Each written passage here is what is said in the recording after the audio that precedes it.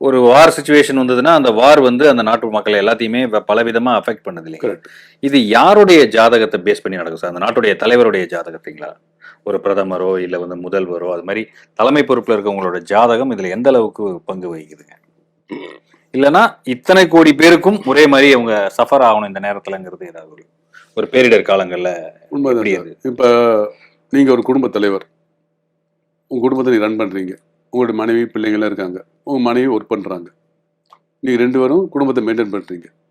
அப்படின்னா, இந்த பிள்ளைகள் வந்து உங்க வீட்டு மக்கள், உங்களுடைய மக்கள். யார் சார் மேனேஜ்மெண்ட் கொண்டு போறது? நீங்க குடும்ப தலைவர். அது மாதிரி ஒரு நாட்டின் தலைவர் ஜாதகம் வேலை செய்யும். ம். அதோட சுதந்திரம் அடைந்த நாள் அதெல்லாம் தேவையில்லை சார். ம். சுதந்திரம் அடைந்த நாள், சுதந்திரம் பெற்றது.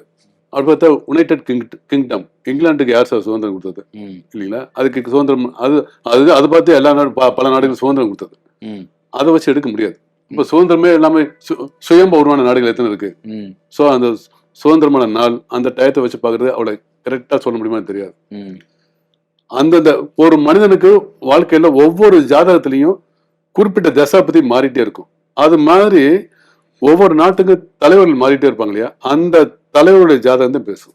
ஓ! இப்போ ஒரு ஸ்டேட்டா இருந்தாலும் அந்த சிஎம்மோட இது அந்த மக்கள ரிஃப்ளெக்ட் பண்ணும். ஆமா. ஒரு மாநிலமா இருந்தாலும், அந்த நாடா இருந்தாலும், அந்த தலைவரோட ஜாதகம் தான் பேசும். ஒரு குடும்பத்துல ஒரு குடும்ப தலைவரோட ஜாதகம் தான் எல்லாருக்கும் பேசும்போது அது நகராட்சி வரைக்கும் தொடரும் என்ன சார்?